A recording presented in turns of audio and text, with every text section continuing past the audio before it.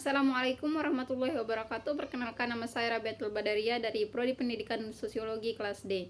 Di sini saya akan menjelaskan tentang arsitektur dalam postmodern. Arsitektur postmodern adalah gaya arsitektur yang muncul pada akhir abad ke-20 sebagai reaksi terhadap modernisme. Berikut beberapa karakteristik utama dari arsitektur postmodern. Yang pertama, eklektisme, menggabungkan berbagai elemen dari gaya arsitektur yang berbeda, termasuk klasik, modern, dan tradisional. Yang kedua, ornamen dan dekorasi. Perbedaan dengan modernisme yang cenderung minimalis, arsitektur postmodern sering menggunakan ornamen dan dekorasi yang kaya. Yang ketiga, permainan bentuk dan warna. Bentuk-bentuk yang tidak konvensional dan menggunakan warna-warna cerah sering ditemukan dalam desain bangunan postmodern. Referensi historis sering menggunakan elemen-elemen dari arsitektur masa lalu dan menggabungkan dengan cara yang baru dan kreatif. Yang kelima, ironi dan humor. Beberapa desain postmodern mengandung elemen ironi atau humor, menentang norma-norma konvensional dalam arsitektur. Yang keenam, kompleksitas dan kontradiksi. Mengakomodasi kompleksitas dan kontradiksi seringkali menampilkan perpaduan elemen yang tampak tidak sesuai tetapi menciptakan harmoni visual yang unik. Tokoh-tokoh terkenal dalam arsitektur postmodern termasuk Robert Venturi, Michel Graves, dan Paulio Johnson. Pokok-pokok pikiran arsitektur postmodern meliputi beberapa konsep utama yang menjadi landasan dalam pendekatan desain mereka. Berikut ini adalah beberapa pokok pikiran tersebut. Yang pertama, penolakan terhadap fungsionalisme yang ketat. Arsitektur postmodern menolak ide bahwa bentuk harus mengikuti fungsi secara ketat. Sebaliknya, mereka lebih terbuka terhadap bentuk-bentuk yang estetis dan ekspresif.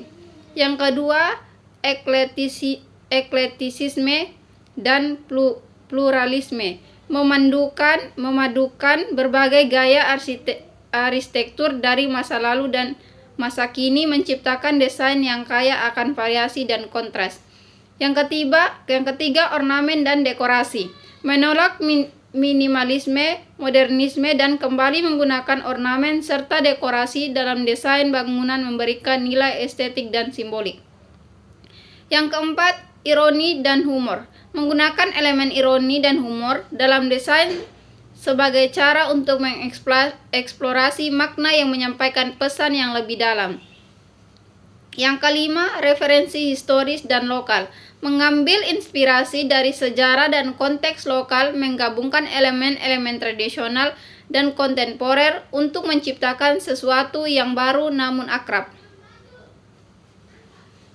Oke, yang berikutnya, yang keenam, kompleksitas dan kontradiksi. Merangkul kompleksitas dan kontradiksi dalam desain seringkali menampilkan perpaduan elemen yang tampak bertentangan namun menciptakan harmoni visional yang unik. Yang ketujuh, kritik terhadap modernisme. Sebagai reaksi terhadap modernisme, arsitektur postmodern menyoroti kekurangan modernisme seperti homogenitas dan kurangnya makna simbolis. Yang berikutnya, yang kedelapan, menggunakan warna yang berani. Warna-warna cerah yang kontras sering digunakan untuk menciptakan efek visual yang menarik dan dinamis. Yang kesembilan, humanisme dan keterhubungan dengan pengguna. Menekankan pentingnya keterhubungan dengan pengguna bangunan, menciptakan ruang yang lebih humanis dan ramah. Yang ke-10, interdisiplinaritas, menggabungkan elemen dari seni budaya pop dan disiplin ilmu lain dalam arsitektur, menciptakan karya yang lebih holistik dan kaya akan makna. Arsitektur postmodern bertujuan untuk menghadirkan keberagaman, kreativitas, dan makna dalam desain bangunan, menentang konvensi dan merayakan kekayaan budaya serta sejarah. Sekian materi yang saya paparkan tadi, kurang dan lebihnya saya mohon maaf. Wassalamualaikum warahmatullahi wabarakatuh.